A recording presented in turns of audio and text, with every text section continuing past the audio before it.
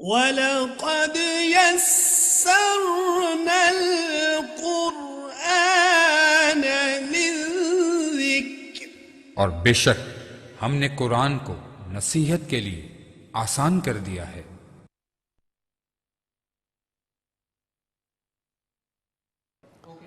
اعوذ باللہ من الشیطان الرجیم، بسم اللہ الرحمن الرحیم۔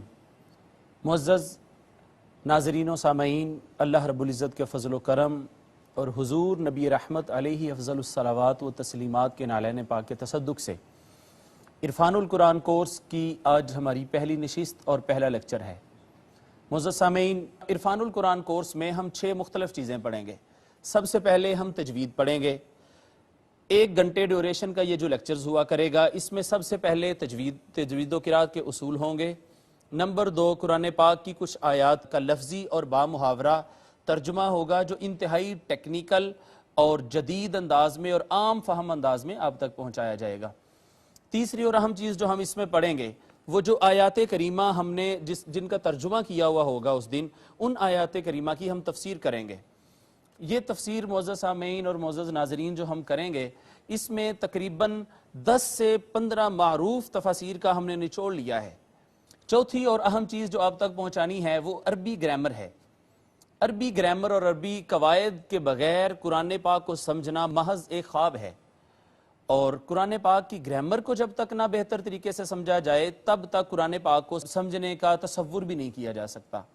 معزز ناظرین، انشاءاللہ ہماری پوری کوشش ہوگی کہ قرآن پاک کی گرامر کو اس سہل اور آسان انداز میں آپ تک پہنچائیں کہ پک کرنا اور اس کو ریسیو کرنا بہت آسان ہو جائے۔ 5ویں چیز جو ہر لیکچر کے اینڈ پہ ہم کام کریں گے وہ یہ ہے کہ ڈیلی کی ایک دعا یاد کیا کریں گے، اور یہ دعائیں ہم نے تقریباً 20 سے 25 دعائیں ایسی لکھنی اور یاد کرنی ہیں کہ جو قرآنی اور نبوی دعائیں ہیں۔ صبح اٹھنے سے لے کر کیا دعا کی جائے، اسی طرح مسجد میں آنے جانے کی دعا ہے، گھر میں آنے جانے کی دعا ہے، بیت الخلاء میں آنے جانے کی دعا ہے، آپ نیا کپڑا پہنتے ہیں اس کی دعا ہے، دودھ پیتے ہیں اس کی دعا ہے، کھانے کے شروع کی، درمیان کی، اس کھانا کھانے کے اینڈ کی دعا ہے، کسی کے گھر آپ کھانا کھاتے ہیں اس کی کیا دعا ہے، آپ کسی کے ہاں تعزیت کے لیے جاتے ہیں یا آپ کسی کی تیمارداری کے لیے جاتے ہیں تو وہاں آپ نے کیا دعا کرنی ہے، مصیبت میں آپ لوگوں نے کیا دعا پڑھنی ہے، تو یہ دعائیں ہوں گی۔ آقا علیہ الصلوۃ والسلام کی عمر پاک کی مناسبت سے 63 لیکچرز ہم نے اس میں مکمل کرنے ہیں۔ پہلے 40 لیکچرز میں قواعد یعنی گرامر چلے گی، اور آخری 20 سے 23 لیکچرز میں قواعد کی جگہ ہم نے کوشش کی ہے کہ آقا علیہ الصلوۃ والسلام کی احادیث مبارکہ جن کا تعلق اخلاقیات سے ہے، عبادات سے ہے اور معاملات سے ہے، وہ احادیث ہم پڑھیں اور ان کو پریکٹس میں لائیں۔ تو آئیے معزز ناظرین، ہم اپنا آج کا پہلا لیکچر شروع کرتے ہیں۔ میری گزارش ہوگی کہ آپ لوگ اپنی نوٹ بکس اپنے پاس رکھیں اور اپنے بال پوائنٹ رکھیں تاکہ آپ جو اہم پوائنٹس ہیں ان کو وہاں سے لکھیں۔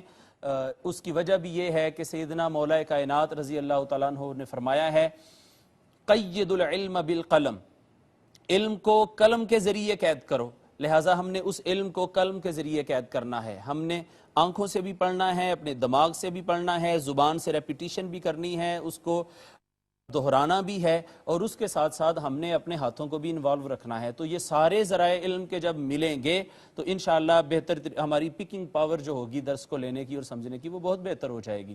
چلیں معزز سامعین، اپنے حسب معمول اور حسب ضابطہ سب سے پہلے اپنے لیکچر کا آغاز کرتے ہوئے سب سے پہلے ہم تجوید پڑھیں گے۔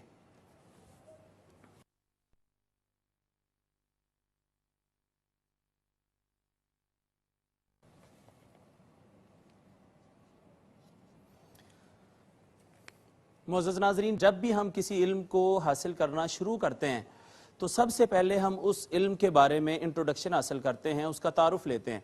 تو تعارف کے لیے ضروری ہوتا ہے کہ اس علم کے بارے میں سب سے پہلے آپ اس کی لغوی اور اصطلاحی ڈیفینیشن پڑھیں، اس کی تعریف پڑھیں کہ وہ ہے کیا۔ تو ہم تجوید چونکہ پڑھنے جا رہے ہیں تو تجوید، لفظ تجوید جود یجود سے نکلا ہے۔ یہ باب تفعیل کا مصدر ہے، انشاءاللہ وقت گزرنے کے ساتھ ساتھ یہ چیزیں آپ کو سمجھ میں آنا شروع ہو جائیں گی۔ تو جود یجود سے یہ لفظ نکلا ہے، اور اس کا عربی میں کہتے ہیں کما جود الشیء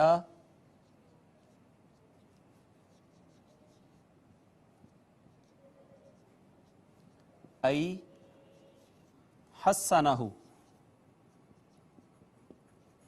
کسی شے کا عمدہ کرنا، خوبصورت کرنا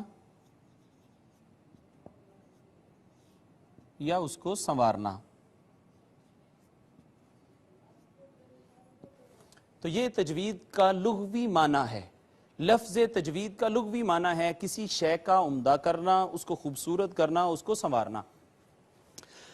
اب کیا فرق ہے لغوی اور اصطلاحی معنی میں؟ یہ جو دو چیزیں ہم نے لکھی ہیں کہ لغوی معنی اور اصطلاحی معنی، تو لغوی معنی یہ ہوتا ہے ایک ایسا معنی جس معنی کے لیے اہل لغت اور اہل زبان نے اس لفظ کو کریٹ کیا ہو اور تخلیق کیا ہو، یہ لغوی معنی کہلاتا ہے۔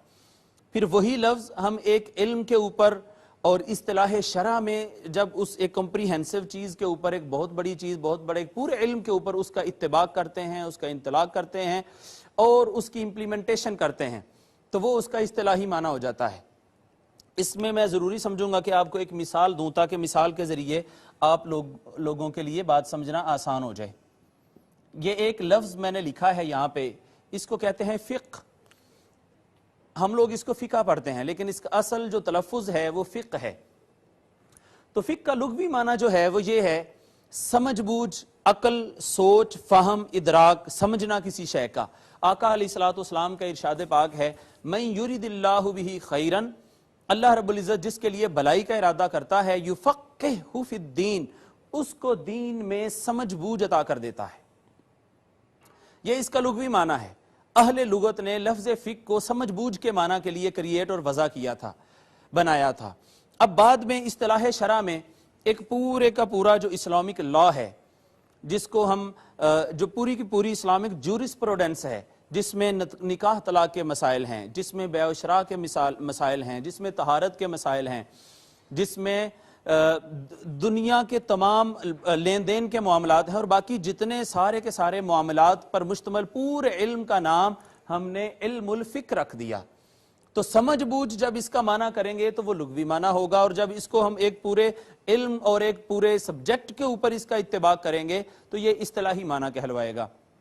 اس کے علاوہ ایک اور مثال جو آپ اس کو سمجھنے کے لیے آپ کے لیے کارآمد ثابت ہو سکتی ہے وہ یہ ہے لفظ صوم۔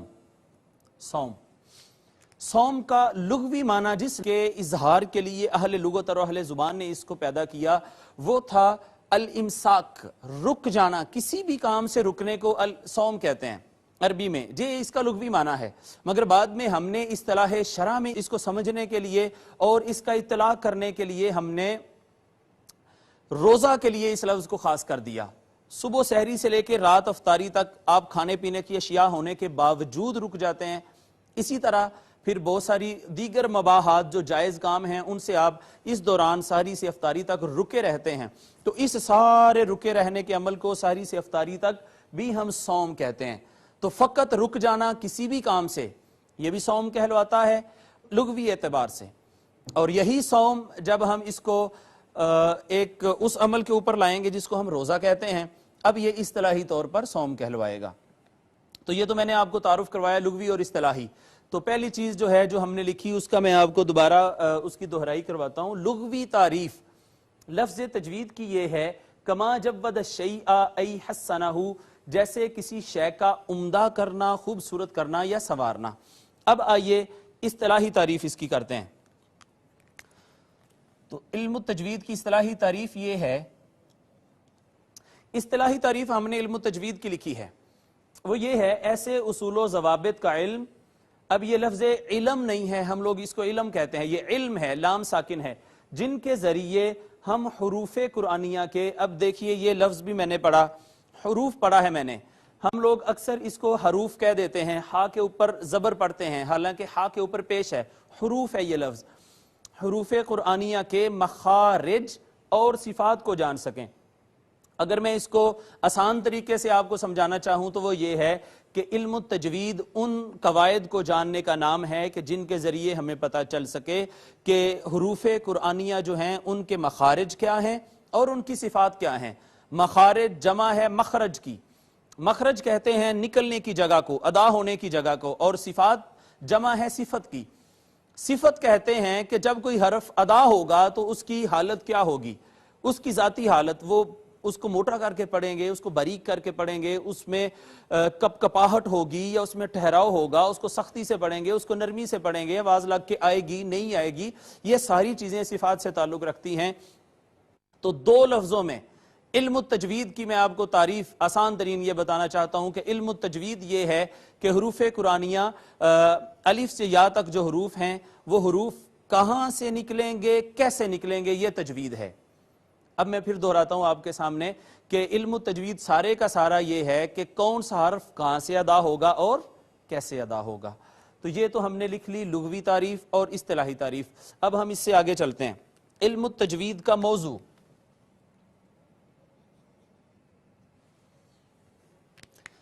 دیکھیے کوئی بھی کتاب ہے، کوئی بھی خطاب ہے، کوئی تقریر ہے، تحریر ہے، تصنیف ہے، ہر چیز کا کوئی نہ کوئی موضوع ہوتا ہے، عنوان ہوتا ہے، ٹاپک ہے، اسی کے گرد وہ ساری کی ساری کتاب بھی بحث کرتی ہے، وہ سارے کا سارا جو خطاب اور گفتگو ہوتی ہے اسی کے گرد گھومتی ہے۔ جیسے قرآن پاک ہے تو قرآن پاک کا موضوع ہدایت انسان ہے۔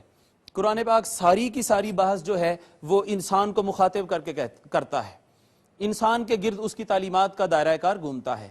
لہٰذا اسی طرح ہر چیز، ہر گفتگو کا کوئی نہ کوئی موضوع اور ہر کتاب کا کوئی نہ کوئی عنوان ہوتا ہے جس کے گرد، جس کے متعلقات کے حوالے سے بحث ہوتی ہے۔ علم التجوید کا جو موضوع ہے وہ حروف تہجی ہیں۔ الف سے یا تک جو حروف ہیں وہ علم التجوید کا موضوع ہیں۔ الف کیسے ادا ہوگا یہاں سے لے کے یا کیسے ادا ہوگا، اور الف کہاں سے ادا ہوگا یہاں سے لے کے یا کہاں سے ادا ہوگا، یہ سارے کا سارا علم التجوید ہے۔ اور الف سے لے کر یا تک جو حروف تہجی ہیں، عربی میں حروف تہجی کی تعداد 29 ہے۔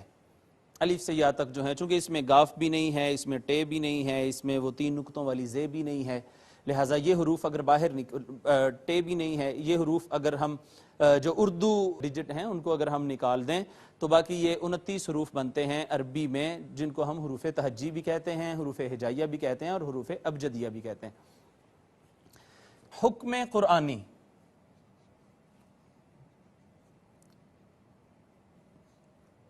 قرآن پاک کی 3-4 آیات ایسی ہیں جو ڈائریکٹلی ہماری توجہ اس جانب مبذول کرواتی ہیں کہ قرآن پاک کو جو ہم نے پڑھنا ہے تو کیسے پڑھنا ہے، آیا اپنے اپنے طریقوں سے ہی پڑھنا ہے یا صحت لفظی سے پڑھنا ہے۔ جیسے کہا گیا یتلونہ حق تلاوتہ، یہ وہ لوگ ہیں جو اس کی تلاوت ایسے کرتے ہیں جیسے اس کی تلاوت کرنے کا حق ہے، تو ہم نے حق ادا کرنا ہے۔ حق کیا ہے کہ ان کو انہی کے مخارج اور صفات کے ساتھ ہم پڑھ سکیں۔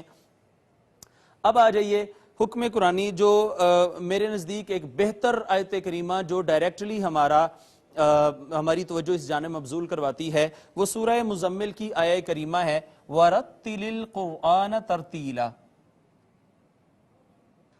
یہ چیز بھی میں آپ کے گوش گزار کرتا چلوں کہ یہ جو ہم عربی رسم الخط میں یہ لکھیں گے، اس کو یہ عربی میں ایک نقطہ یوں لکھا جاتا ہے، 2 نقطے اس طرح لکھے جاتے ہیں اور 3 نقطے اس طرح لکھے جاتے ہیں۔ سو یہ جو میں نے ایک یہ لکھا ہے اور یہ نقطے اور یہ 2 نقطے جو ڈالے ہیں، یہ سمجھیے کہ آپ 2 نقطے ہیں، یہ ایک نقطہ ہے، یہ 2 نقطے ہیں اور یہ 3 نقطے ہیں۔ سورہ مزمل کی یہ آیہ کریمہ ہے وَرَتِّلِ الْقُرْآنَ تَرْتِیلًا، اور قرآن کو خوب ٹھہر ٹھہر کر پڑھو۔ ٹھہر ٹھہر کر پڑھنے سے مراد یہ نہیں ہے کہ آپ الحمد کہیں تو پھر آپ وقف کر لیں، پھر آپ کہیں للہ اور پھر وقف کر دیں، پھر کہیں رب العالمین اور ہر لفظ کو پڑھنے کے بعد وقف کرتے چلے جائیں اور ٹھہرتے چلے جائیں۔ نہیں، اس ٹھہرنے سے مراد یہ ہے کہ حروف قرآنیہ کو اور آیات قرآنیہ کو ان کا حق دیتے ہوئے پڑھو۔ حق کیا ہے؟ اصول تجوید کے ساتھ پڑھو۔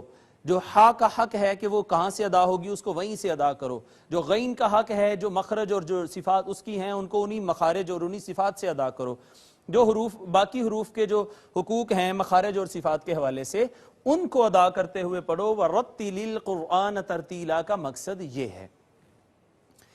اب اگلی بات یہ ہے کہ غرض و غایت کیا ہے اس کی۔ یہ چونکہ پہلا لیکچر ہے اور پہلا لیکچر ہمیشہ انٹروڈکٹری لیکچر ہوتا ہے، تعارفی لیکچر ہوتا ہے۔ غرض و غایت کیا ہے اس علم کو حاصل کرنے کی، کیوں سیکھتے ہیں ہم؟ جی اس کی غرض و غایت اور یہ ہے کہ جب ہم علم التجوید کو سیکھیں گے تو اس کا فائدہ یہ ہوگا کہ ہمیں حروف قرآنیہ صحیح طور پر پڑھنے آ جائیں گے، صحیح طور پر قرآن پاک کی ادائیگی کا ہمیں پتہ چل سکے گا۔ جب ہمیں یہ پتہ چل گیا کہ اس کی غرض و غایت قرآن پاک کے حروف کو صحیح طور پر ادا کرنا ہے، اب ہم آئیں گے کہ فائدہ کیا ہے اس کا۔ چلیے ہم نے حروف قرآنیہ کو صحیح طور پر ادا کرنا سیکھ لیا، ہمیں کیا ملے گا؟ انسان ہر چیز میں سوچتا ہے کہ اس کو کیا ملے گا، ہاں اس سے بھی کچھ نہ کچھ ملے گا، خوشنودی الہی ملے گی، رضائے الہی کا حصول ہوگا، یہ ہے اس کا فائدہ۔ چونکہ ہم نے اللہ رب العزت کے ایک فرمان کی تکمیل کی، اس پر عمل کیا، اس کی تعمیل کی اور اس پر عمل کیا، لہٰذا اب اللہ رب العزت ہم سے راضی ہو گئے۔ تو ایک مومن مسلمان اور موحد کے لیے اس سے بڑھ کر کوئی انعام نہیں ہو سکتا، اس سے بڑھ کر کوئی خوشی والی بات نہیں ہو سکتی کہ اس کا مولا، اس کا خالق، اس کا مالک، اس کا پیدا کرنے والا اس سے راضی ہو جائے۔ تو علم قرآن پاک کو علم التجوید کے اصولوں کے ساتھ پڑھنے سے اللہ رب العزت کی رضا ملتی ہے اور اس کی خوشنودی کا حصول ہوتا ہے۔ آخری بات جو تجوید کے ضمن میں آج کے سبق میں ہم پڑھنا چاہ رہے ہیں وہ یہ ہے، مرکز و محور، تجوید کا مرکز و محور کیا ہے؟ تو علم التجوید کا مرکز و محور تین چیزیں ہیں، تین چیزیں، وہ تین چیزیں یہ ہیں، نون ساکن، یہ پھر نون تنوین، نون تنوین کہتے ہیں دو زبر، دو زیر اور دو پیش کو، اور اینڈ پہ ہوگا میم ساکن۔ یہ یوں تو پورے کا پورا علم التجوید سارے حروف تہجی کے متعلق بحث کرتا ہے، لیکن زیادہ تر جو احکام جن کے متعلق بات ہوتی ہے اور جو احکام ہیں وہ یہ تین چیزیں ہیں، نون ساکن، نون تنوین، میں نے کہا نون تنوین سے مراد دو زبر، دو زیر اور دو پیش ہے، جب کوئی حرکت ڈبل ہوتی ہے تو اس کو نون تنوین کہتے ہیں، اور تیسری چیز میم ساکن ہے۔ معزز ناظرین، آپ نے دیکھا کہ آج تجوید کے سبق میں ہم نے کیا چیزیں پڑھی ہیں۔ پہلی چیز ہم نے پڑھی علم التجوید کی لغوی اور اصطلاحی تعریف، اس کے بعد ہم نے علم التجوید کا موضوع پڑھا، موضوع پڑھنے کے بعد پھر ہم نے حکم قرآنی پڑھا، غرض و غایت پڑھی، فائدہ پڑھا اور مرکز و محور پڑھا۔ آئیے چلتے ہیں پہلے لیکچر کے دوسرے حصے کی طرف۔ جی ناظرین، آپ دیکھیے کہ ہم نے تعوذ بھی لکھ لی اور تسمیہ بھی لکھ لی۔ پہلے تو یہ دیکھ لیں کہ اس کو تعوذ نہیں کہتے، اکثر لوگوں سے سنا ہے کہ وہ تعوذ لفظ بولتے ہیں، یہ تعوذ ہے اور تسمیہ ہے۔ تو جب بھی ہم کوئی آیات یہاں پہ لکھا کریں گے تو سب سے پہلے ان کو پڑھا کریں گے تاکہ جو آیات ہمارے اس دن کے سبق کی ہوں ان کا تلفظ بہتر طریقے سے ہمارے علم میں آ جائے، اس کے بعد ہم ان کا لفظی ترجمہ کریں گے اور پھر اینڈ پہ با محاورہ ترجمہ کریں گے۔ تو آئیے میرے ساتھ ہم اس کی تھوڑی مشق کر لیتے ہیں۔ حاضرین آپ دیکھیے، سب سے پہلے یہ جو علامت، یہ جو حرف آپ کو نظر آ رہا ہے، اگر یہ زبر کے بغیر ہوتا، اس پر زبر زیر پیش نہ ہو تو اس کو الف کہتے ہیں، لیکن یہی الف جب اس متحرک ہو جاتا ہے، اس پر زبر زیر پیش آ جاتی ہے، تب ہم اس کو الف نہیں کہیں گے، تب وہ حمزہ کہلوائے گا۔ حمزہ جو ہے یہ یہاں سے ادا ہوگا جہاں پہ ہماری حلق ختم ہو رہی ہے۔ اس کے بعد عین ہے، عین ادا ہوتا ہے وسط حلق سے، اور عین کے اوپر آپ دیکھیے کہ پیش ہے۔ پیش اور واو کبھی بھی صحیح طور پر ادا نہیں ہو سکتے جب تک ہم اپنے دونوں ہونٹوں کو گول نہ کر لیں۔ اور اس کے بعد ذال ہے، ذال ادا ہوگا نوک زبان اور اوپر والے سامنے کے جو دو دانت ہیں ان کے کنارے پر جب ہماری زبان کی نوک لگے گی۔ اب آپ میری طرف توجہ کیجئے تو ہم اس لفظ کو پڑھتے ہیں، یہاں سے حمزہ، یہاں سے عین، پھر ہونٹ گول کرنے ہیں اور پھر نوک زبان اور سامنے کے دو دانتوں کے ملانے سے ذال ادا ہوگی۔ اب دیکھیے اعوذ، اعوذ، اس کے بعد آپ دیکھیے کہ یہ لفظ اللہ ہے، اس کو اسم جلالت کہتے ہیں۔ لفظ اللہ سے پچھلے حرف کے نیچے اگر زیر آ جائے تو اس کو باریک کر کے پڑھتے ہیں، اور اگر لفظ اللہ کا ما قبل جو ہے وہ زبر والا ہو یا پیش والا ہو پھر اس کو پر کر کے اور موٹا کر کے پڑھتے ہیں، جیسے یا رسول اللہ۔ اب لفظ اللہ سے پہلے زبر تھی لہٰذا ہم نے اس کو موٹا کر کے پڑھا، اور یہاں پر لفظ اللہ سے پہلے زیر ہے۔ جب بھی لفظ اللہ سے پہلے، اس میں جلالت سے پہلے زیر آئے گی تو ہم اس کو باریک کر کے پڑھیں گے، موٹا کر کے نہیں پڑھیں گے۔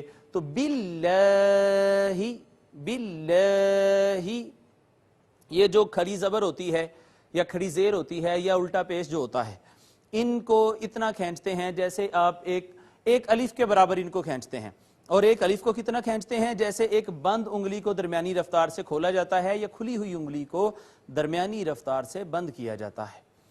تو دیکھیے اعوذ باللہ من الشیطان الرجیم۔ اگر آپ غور کریں تو یہاں پہ شد ہے، شد کا مطلب ہوتا ہے سختی اور قوت، تو جس حرف کے اوپر شد آ جائے اس کو مشدد کہتے ہیں، یعنی جس کے اوپر سختی کی جائے، لہٰذا جس حرف کے اوپر شد آ جائے اس کو ہمیشہ سختی اور قوت زور سے پڑھیں۔ من الشیطان الرجیم۔ اب یہاں پہ آ جائیے، بسم اللہ الرحمن الرحیم۔ یہاں بھی آپ غور کریں تو یہ سین ہے، سین پر ہمیشہ سیٹی کی آواز آتی ہے۔ اس کے بعد لفظ اللہ ہے، لفظ اللہ کا سے پہلے یہاں بھی زیر ہے، اس کو بھی ہم نے باریک پڑھا، اس کو ہم نے ایک الف کے برابر کھینچا ہے۔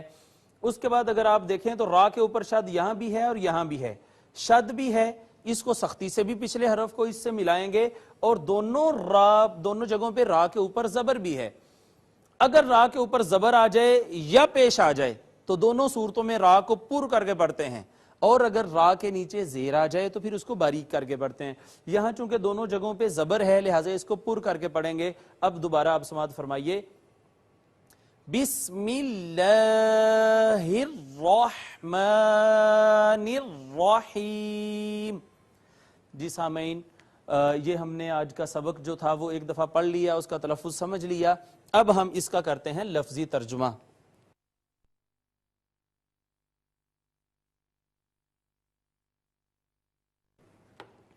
لفظی ترجمہ کرنے کے لیے ہم ہمیشہ ایسے کیا کریں گے کہ ہر لفظ کا علیحدہ علیحدہ سے ترجمہ کریں، تاکہ جب اس لفظ کی ریپیٹیشن ہو، اس حرف یا اسم کی ریپیٹیشن ہو تو ہمیں پتہ چل سکے کہ یہ لفظ یا یہ اسم اور حرف ہم پہلے سے پڑھ چکے ہیں۔ یہ ہے اعوذ۔ چونکہ ابھی ہم نے گرامر شروع نہیں کی اور ابھی ہم گرامر کو نہیں جانتے، تو شروع میں ہم صرف اتنا ہی ٹچ دیا کریں گے جتنا ہمارے لیے بات کو سمجھنا اور فالو کرنا آسان ہو سکے۔ تو یہ جو اعوذ ہے یہ فعل مضارع کا صیغہ ہے۔ جیسے اردو میں 3 زمانے ہوتے ہیں، گزرے ہوئے زمانے کو ماضی، اور چلتے ہوئے جو زمانہ موجود ہوتا ہے اس کو حال، اور آنے والے کو مستقبل کہتے ہیں۔ اسی طرح انگلش میں بھی ہم پاسٹ، پریزنٹ اور فیوچر کا لفظ استعمال کرتے ہیں، جبکہ عربی میں ایسا نہیں ہے۔ عربی میں 2 لفظ بولے جاتے ہیں، گزرے ہوئے زمانے کو تو ماضی کہتے ہیں، جبکہ حال اور مستقبل دونوں کے لیے یہ لفظ استعمال ہوتا ہے، مضارع۔ تو یہ فعل مضارع کا صیغہ ہے، مضارع میں حال بھی ہوتا ہے، مستقبل بھی ہوتا ہے۔ جب ہمیں یہ پتہ چل جاتا ہے کہ یہ فعل مضارع کا صیغہ ہے تو ہمیں یہ بھی پتہ چل جاتا ہے کہ پھر یہ گزری ہوئی بات نہیں ہے، حال اور مستقبل کی بات ہے۔ تو اعوذ کا معنی یہ ہے میں پناہ مانگتا ہوں۔ اب یہ میں نے کیسے ترجمہ کر لیا کہ میں پناہ مانگتا ہوں؟ میں نے یہ ترجمہ کیوں نہیں کر لیا کہ ہم پناہ مانگتے ہیں، وہ پناہ مانگتا ہے، تم پناہ مانگتے ہو؟ مجھے کیسے پتہ چل گیا کہ اس کا ترجمہ میں پناہ مانگتا ہوں؟ جی، چونکہ مجھے گرامر کے اس صیغے کا علم ہے اور مجھے پتا ہے کہ اس کو کیا کہتے ہیں، لہٰذا میں نے یہ جان لیا کہ اس کا معنی یہ ہے۔ یہی چیز ہم نے یہاں پہ پڑھنی ہے اس پورے کے پورے کورس میں، عرفان القرآن کورس میں، کہ ہمیں لفظوں کی پہچان ہو سکے اور لفظ ہم سے خود مخاطب ہوں، لفظ ہم سے گفتگو کریں اور وہ خود ہمیں بتائیں کہ ہمارا ترجمہ یہ ہے، ہم دیکھتے ہی سمجھ جائیں کہ اس لفظ کا ترجمہ کیا ہے۔ میں پناہ مانگتا ہوں۔ اس کے بعد ہے با۔ یہ با آپ دیکھیں تو بہت ساری جگہوں پہ بہت سارے اسماء کے ساتھ یہ با آ جاتی ہے۔ با کا ہر جگہ پہ ترجمہ ہم ساتھ ہی کریں گے۔ تو میں پناہ مانگتا ہوں ساتھ، ساتھ سے مراد ہے اللہ کی پناہ مانگتا ہوں۔ آگے آ گیا ہے لفظ اللہ۔ لفظ اللہ کا معنی اللہ ہی ہوتا ہے۔ میں پناہ مانگتا ہوں اللہ کی۔ من کا معنی ہے سے، من جہاں بھی آئے گا اس کا معنی سے ہوگا۔ الشیطان، شیطان سے مراد شیطان ہی ہے۔ ہم تفسیر میں پڑھیں گے کہ شیطان کسے کہتے ہیں۔ تو اعوذ میں پناہ مانگتا ہوں با ساتھ اللہ، اللہ کی، من سے، الشیطان شیطان، الرجیم کا معنی ہے دتکارا ہوا، دتکارا ہوا یا نکالا ہوا یا رد کیا ہوا، رد کیا ہوا۔ اب اللہ رب العزت نے اپنی بارگاہ سے اس کو رد کر دیا تھا، لہٰذا اس کو ہم مردود کہتے ہیں۔ مردود اس میں مفعول ہے، یعنی جس کو رد کر دیا گیا ہو۔ تو یہ لفظی ترجمہ ہم نے تعوذ کا پڑھ لیا ہے، اور وہ یہ ہے، ایک دفعہ میں پھر دہراتا ہوں آپ لوگوں کے لیے، اعوذ میں پناہ مانگتا ہوں، باسات اللہ، اللہ کی، من سے، الشیطان شیطان، الرجیم جو دتکارا ہوا ہے، جس کو نکال دیا گیا ہے اللہ رب العزت کی بارگاہ سے، اور جس کو رد کر دیا گیا ہے، جو مردود ہے۔ اب آ جائیے تسمیہ کے ترجمہ پر۔ تو تسمیہ میں بھی آپ سب سے پہلے ہم با کا ترجمہ علیحدہ کریں گے۔ یہاں بھی ہم نے با کا ترجمہ کیا تھا، آپ غور فرمائیے، تو یہاں پہ ہم نے با کا ترجمہ کیا تھا ساتھ۔ دیکھیے آپ جو دیکھنے والے ہیں یا جو سننے والے ہیں، جیسے بھی جو لفظ تکرار کے ساتھ آئے گا، میں ہمیشہ آپ سے پوچھا کروں گا کہ یہ اس کو دہرائیے آپ۔ پہلے میں آپ کو خود بتاؤں گا، دوسرے نمبر پہ پھر میں آپ سے کہوں گا جی آپ اس کو دہرائیے۔ آقا علیہ الصلوۃ والسلام نے ارشاد فرمایا کہ قرآن پاک کے ہر حرف کے بدلے میں انسان کو 10 نیکیاں ملتی ہیں۔ حضور نے فرمایا لا اقول الف لام میم حرف واحد، میں نہیں کہتا کہ الف لام میم ایک ہی حرف ہے، نہیں، حضور نے فرمایا وانما الف حرف و لام حرف و میم حرف۔ حضور نے فرمایا الف علیحدہ حرف، لام علیحدہ اور میم علیحدہ حرف ہے، لہٰذا جب ہم نے یہ 3 حروف ادا کر دیے تو ان کے نتیجے میں ہمیں 30 نیکیاں مل گئیں، اور ہمیں ان نیکیوں کو چھوٹا نہیں سمجھنا چاہیے۔ کل قیامت کے روز جب میزان لگے گی اور جب یہ ہمارے اعمال تولے جائیں گے، وہ چھوٹی چھوٹی چیز بھی ہمیں نیکی بھی ہمیں ایک بڑے ہولناک عذاب سے بچا سکتی ہے۔ علامہ اقبال رحمۃ اللہ علیہ نے فرمایا تھا یہ ایک سجدہ جسے تو گراں سمجھتا ہے، 1000 سجدوں سے دیتا ہے آدمی کو نجات۔ تو با کا معنی ہے ساتھ۔ یہ بھی بات پہلے لیکچرز میں ہی آپ کو بتاتا چلوں کہ اردو زبان جو ہے وہ 60% تک عربی زبان سے لی گئی ہے، مشتق ہے اور ماخوذ کی گئی ہے، اخذ کی گئی ہے، وہاں سے بنی ہے۔ لہٰذا جب ہم عربی کا ترجمہ کر رہے ہوں گے تو میں آپ کو بتاؤں گا کہ کون کون سے عربی کے الفاظ ایسے ہیں جو ہم اردو زبان میں استعمال کرتے ہیں۔ با کا ترجمہ تو ساتھ تھا، یہ ہے سین اور میم، اصل میں یہ بھی اسمی تھا، تو یہ حمزہ کو گرا دیا گیا ہے۔ عربی کا طریقہ یہی ہے کہ بہت سارے حروف کو عربی زبان میں گرا دیا جاتا ہے، ثقل واقع نہ ہو، اس میں بھاری پن نہ آئے، تو اصل میں یہ اسم تھا۔ اسم اردو میں مستعمل ہے، آپ سب کے علم میں ہے کہ اسم کا معنی ہوتا ہے نام، تو ساتھ نام، آگے ہے اسم جلالت اللہ۔ دیکھیے اس پر بھی غور کریں، اور میں آپ کی توجہ مبذول کرواتا چلوں کہ جب بھی ہم پڑھیں گے تو ہم یہ نہیں کہیں گے کہ ہم نے یہ پڑھا اب آگے آ گیا اللہ، نہیں، ہم کہیں گے آگے اسم اللہ آ گیا ہے یا اسم جلالت آ گیا ہے، اس کا پھر ہم ترجمہ کریں گے۔ تو اسم جلالت اللہ کا معنی ہے اللہ، تو اللہ کے نام کے ساتھ الرحمن اور الرحیم، حاضرین دونوں اس میں مبالغہ کے صیغے ہیں۔ مبالغہ کا معنی ہوتا ہے کہ معنی میں زیادتی پائی جائے، مبالغہ کیا جائے۔ اگر ہم اس رحمان کا معنی فقط مہربان کریں گے تو یہ غلط ہوگا، اس میں ہمیں زیادتی کا معنی اور مبالغے کا معنی پیدا کرنا ہوگا، تب اس کا معنی صحیح ہوگا، اور وہ معنی یہ ہے الرحمن نہایت مہربان، اور الرحیم بھی چونکہ مبالغہ کا صیغہ ہے، لہٰذا اس کا معنی ہم رحم کرنے والا نہیں کریں گے بلکہ کریں گے ہمیشہ رحم کرنے والا۔ انگلش میں بھی ہم کہتے ہیں most beneficent and the most merciful. یہ جو لفظ موسٹ، یہ جو ورڈ لگایا جاتا ہے، یہ مبالغہ کا معنی پیدا کرنے کے لیے لگایا جاتا ہے۔ تو یہ لفظی ترجمہ ہم نے کیا، میں اس کو دہراتا ہوں۔ با کا معنی ساتھ، اسم کا معنی نام، اللہ اللہ، اللہ کے نام کے ساتھ، الرحمن جو انتہائی نہایت مہربان ہے، الرحیم جو ہمیشہ رحم فرمانے والا ہے۔ معزز ناظرین، ہم نے تعوذ اور تسمیہ پڑھ لیا، اب اپنے آج کے سبق کے چوتھے حصے کی طرف۔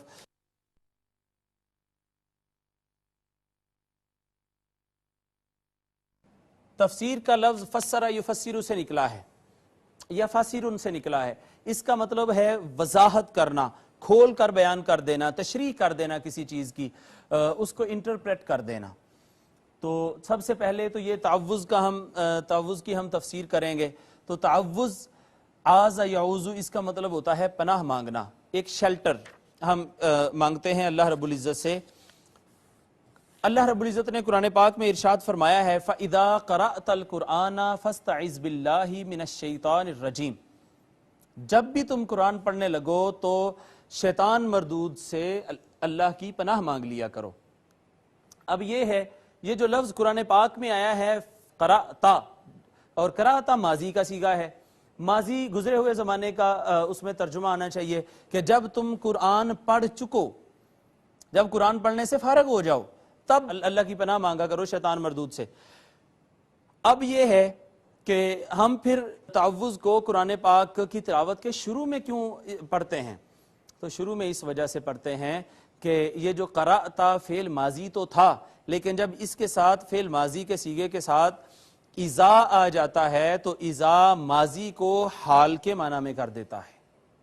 اس وجہ سے اس کا معنی یہ ہو گیا کہ جب تم قرآن پڑھنے لگو تو شیطان مردود سے اللہ کی پناہ مانگ لیا کرو. یہ تو قرآن پاک کی آیت کریمہ تھی.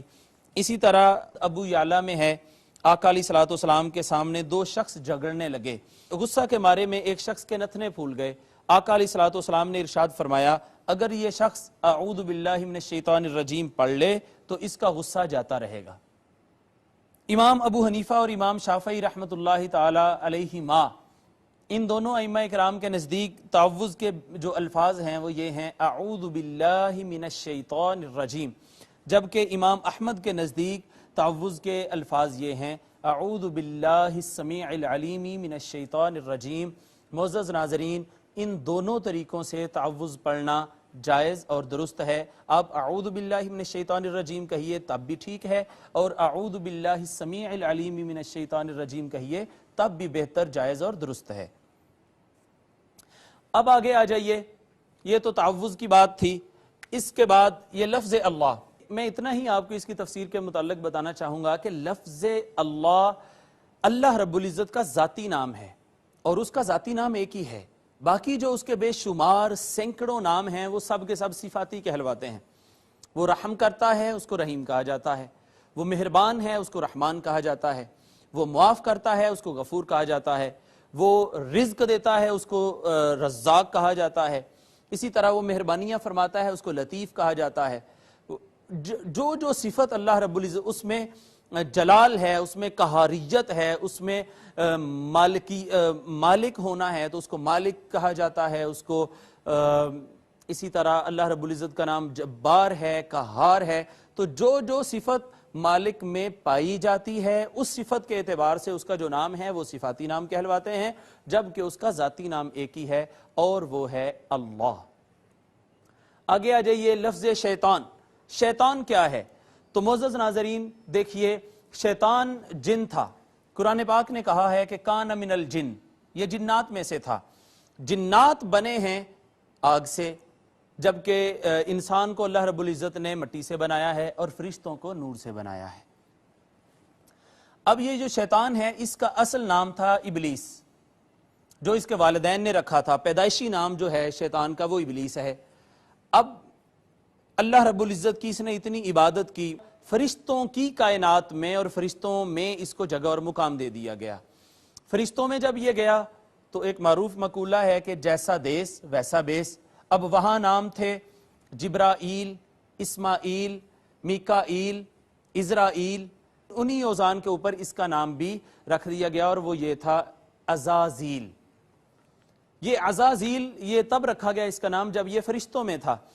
تو جب اللہ رب العزت نے سیدنا آدم علیہ السلام کو تخلیق کیا اور آدم علیہ السلام کو تخلیق کرنے کے بعد فرشتوں کو حکم دیا کہ میں اے فرشتوں میں زمین پر اپنا نائب بنانا چاہتا ہوں, اور وہ پورا واقعہ جب وہ ہوا نام بتانے کا چیزوں کے, اور آدم علیہ السلام نے بتا دیے. فرشتوں نے کہا مولا کریم تو زیادہ حکمتوں والا ہے, زیادہ علم والا ہے, ہمیں اس کا علم نہیں ہے.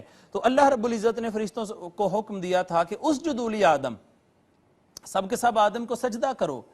تو فسجدوا, سارے کے سارے سجدہ کرنے لگ پڑے, سب نے سجدہ کیا, الا ابلیس, ابلیس نے نہیں کیا.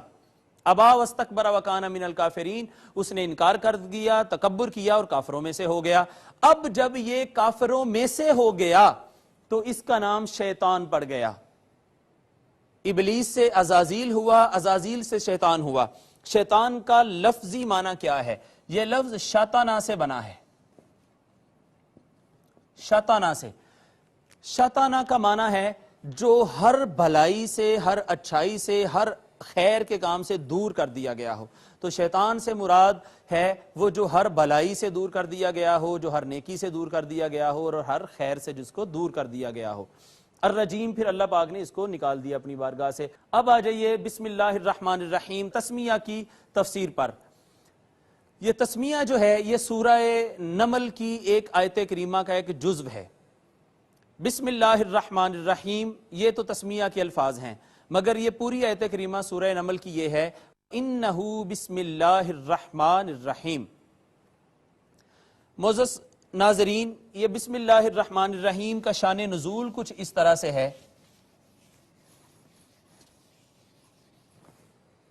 کہ جو کفار اور مشرکین عرب تھے اور مشرکین مکہ تھے، وہ جب بھی اپنے کسی کام کی ابتدا کرتے تو اپنے جو ان کے جھوٹے اور باطل معبود تھے، جو بت تھے، لات، منات، عزا، حبل، ان کے ناموں سے ابتدا کیا کرتے تھے اور کہا کرتے تھے بسم اللاتی والعزا، لات اور عزا کے نام سے شروع کرتے ہیں۔ تو وہ اس طرح اپنے ہر کام کی ابتدا کیا کرتے تھے لات اور عزا کے نام سے، جبکہ اللہ رب العزت نے فرمایا کہ اے مومنوں، اے مسلمانوں، تم اپنے ہر کام کی ابتدا الرحمن اور الرحیم کے نام سے کیا کرو۔ تم یوں کہا کرو بسم اللہ الرحمن الرحیم، اس کے نام سے شروع کرتا ہوں جو نہایت مہربان اور ہمیشہ رحم فرمانے والا ہے۔ اب یہ الرحمن کیا ہے اور الرحیم کیا ہے؟ الرحمن اور الرحیم کی تین انتہائی خوبصورت اور ایمان افروز تفاسیر ہیں۔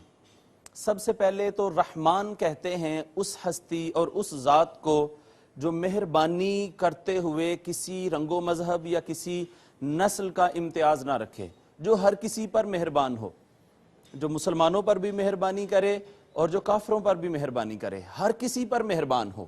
تو جب ہر کسی پر مہربان ہونا اللہ رب العزت کی صفت ہوا تو پھر مومن پوچھنے لگے کہ مولا کریم ہمارے لیے پھر خاص کیا ہے کہ مہربانی اوروں پر بھی ہے، ہمارے اوپر بھی ہے، جب ہر کسی پر مہربانی ہے تو ہم جو تیرے ماننے والے ہیں۔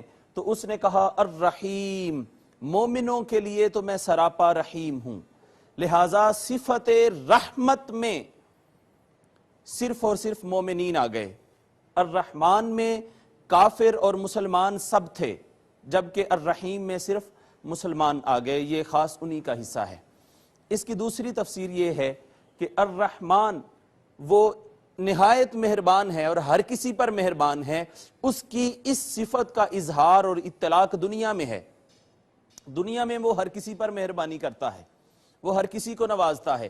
کوئی کافر اس سے مانگے یا نہ مانگے وہ اس کو عطا کرتا ہے، کوئی مشرک اس سے طلب کرے نہ طلب کرے وہ اس کو بھی عطا کرتا ہے۔ ہر کسی کے کام بنتے ہیں، سنورتے ہیں، ہر کسی کو رزق ملتا ہے، ہر کسی پر مہربانی ہوتی ہے۔ لیکن یہ صفت رحیمیت جو ہے اور صفت رحیم جو اس کا نام ہے، رحیمیت، اس کا ظہور اور اس کا اطلاق معزز ناظرین قیامت کے دن ہوگا، اور اس کا ایک وافر اور سارے کا سارا حصہ جو ہے وہ صرف اور صرف مومنین اور مسلمانوں کے لیے ہوگا۔ آخری اس کی اور انتہائی ایمان افروز تفسیر یہ ہے کہ رحمان اس ہستی کو کہتے ہیں جو بن مانگے عطا کرتا ہے، اس سے طلب نہ بھی کیا جائے تو وہ عطا کرتا ہے۔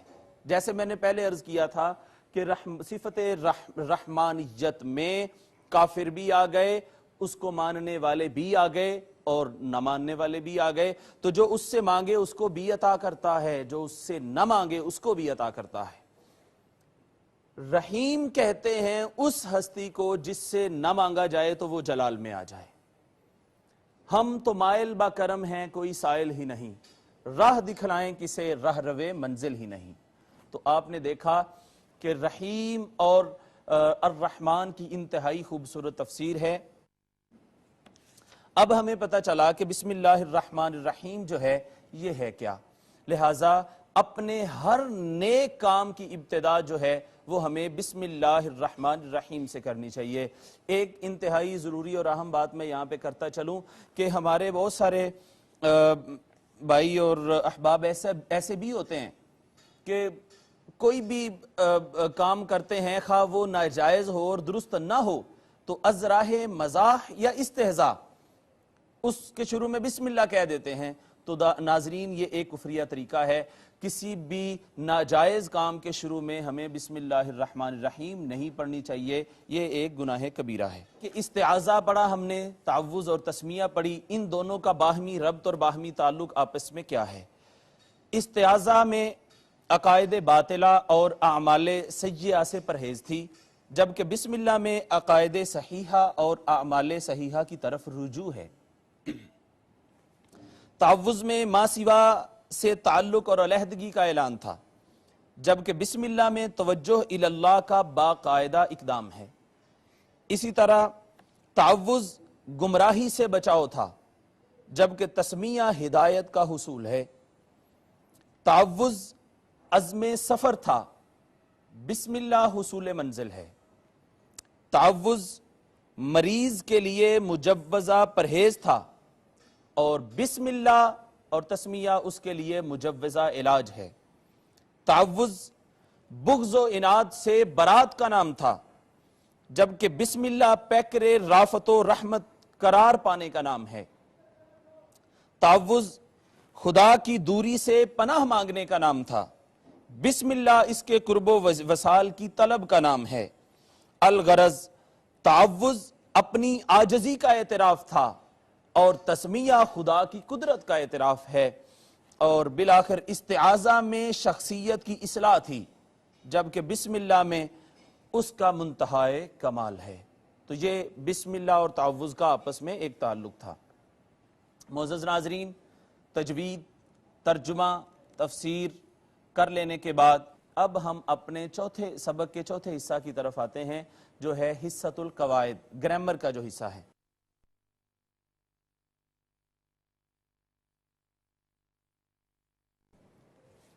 معزز ناظرین، قواعد میں آج جو چیز ہم پڑھیں گے وہ انتہائی بنیادی چیز ہے، اور وہ ہے کلمہ کی اقسام۔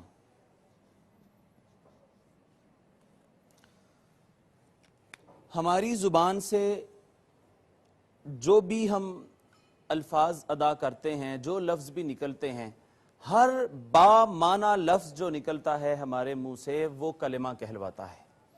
ہر بامعنی لفظ جب کلمہ ہوا تو اس کلمہ کی پھر 3 اقسام ہیں، اسم، فعل اور حرف۔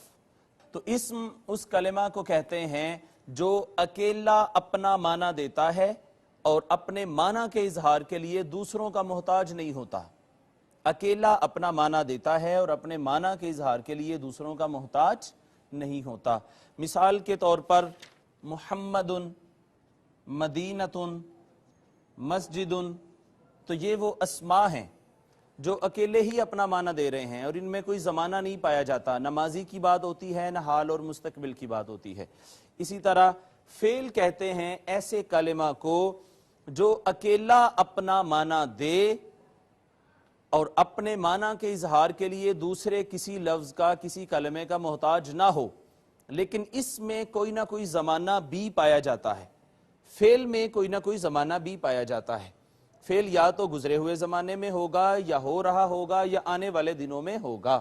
لہٰذا اس کی مثال ہم یوں دیکھیں گے، ضربہ۔ ضربہ کا معنی ہے اس نے مارا، تو یہ ماضی ہو گئی۔ جب ہم کریں گے یضربو،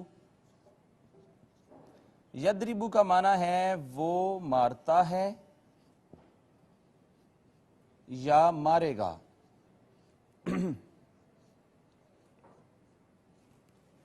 تو آپ نے دیکھا کہ فعل میں ہر 2 ذرا کا زمانہ پایا جاتا ہے۔ پہلے نون تھا، اس میں زمانہ نہیں پایا جاتا، اکیلا اپنا معنی واضح کرتا ہے۔ اب یہ ورب ہے، یہ بھی اکیلا اپنا معنی واضح کرتا ہے، لیکن یہ اس میں کوئی نہ کوئی زمانہ ضرور پایا جاتا ہے، خواہ وہ ماضی، حال یا مستقبل ہو۔ اب آ جائیں پارشل، حرف۔ حرف ایسا کلمہ ہے جو اکیلا اپنا معنی نہیں دیتا بلکہ اپنے معنی کے اظہار کے لیے دوسروں کا محتاج ہوتا ہے، اسم اور فعل سے مل کر اپنا معنی واضح کرتا ہے، اکیلا اپنا معنی نہیں دیتا۔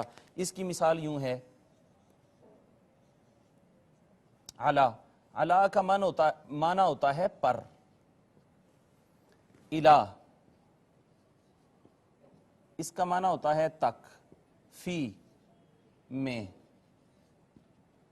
تو آپ نے یہ دیکھا کہ علا، الہ اور فی یہ اکیلے اپنا معنی مکمل طور پر واضح نہیں کر رہے، جب ہم ان کو کسی اسم اور فعل کے ساتھ ملا لیں گے لہٰذا یہ بھی اپنے معنی کا اظہار احسن طریقے سے کرنے کے قابل ہو جائیں گے۔ جیسے میں کہتا ہوں القلم علی المنضدۃ، القلم علی المنضدۃ، قلم میز کے اوپر ہے، الکتاب علی المنصۃ، کتاب جو ہے وہ ڈائس کے اوپر ہے۔ لہٰذا اب دیکھیے کہ اعلیٰ نے اپنا معنی واضح کر دیا۔ میں کہتا ہوں اذهب الی الباب، الی الباب میں دروازے تک گیا، اب یہ جو اسم والفعل کے درمیان آیا یہ الہ حرف، تو اس نے بھی اپنا معنی واضح کر دیا۔ تو ہم نے آج کلمہ کی اقسام پڑھی ہیں۔ کلمہ ہر اس لفظ کو کہتے ہیں جو با معنی ہوتا ہے۔ اس کی 3 قسمیں ہیں، اسم، فعل، حرف۔ اسم وہ با معنی لفظ ہے جو اکیلا اپنا معنی دیتا ہے اور اپنے معنی کے اظہار کے لیے کسی دوسرے کا محتاج نہیں ہوتا، جیسے محمد، جیسے مسجد، جیسے مدینۃ۔ اسی طرح فعل ایسا کلمہ ہے جو اکیلا اپنا معنی دیتا ہے، اپنے معنی کے اظہار کے لیے یہ بھی دوسروں کا محتاج نہیں ہوتا۔ اس میں کوئی نہ کوئی زمانہ ضرور پایا جاتا ہے، خواہ وہ ماضی ہو، حال ہو یا مستقبل ہو۔ ماضی کو ماضی، حال اور مستقبل کو میں بتا چکا آپ کو مضارع کہتے ہیں۔ اب ہے حرف۔ حرف ایسا کلمہ ہے جو اکیلا اپنا معنی نہیں دیتا، یہ دوسروں سے مل کر اپنا معنی واضح کرتا ہے، جیسے ہم نے مثالیں علا، الہ اور فی کی لکھی ہیں۔ تو یہ تو ہمارا گرامر کا سبق تھا۔ اب آج کے سبق کا آخری حصہ ہے، تو آئیے وہ آخری حصہ کیا ہے، وہ یہ ہے آج کی دعا۔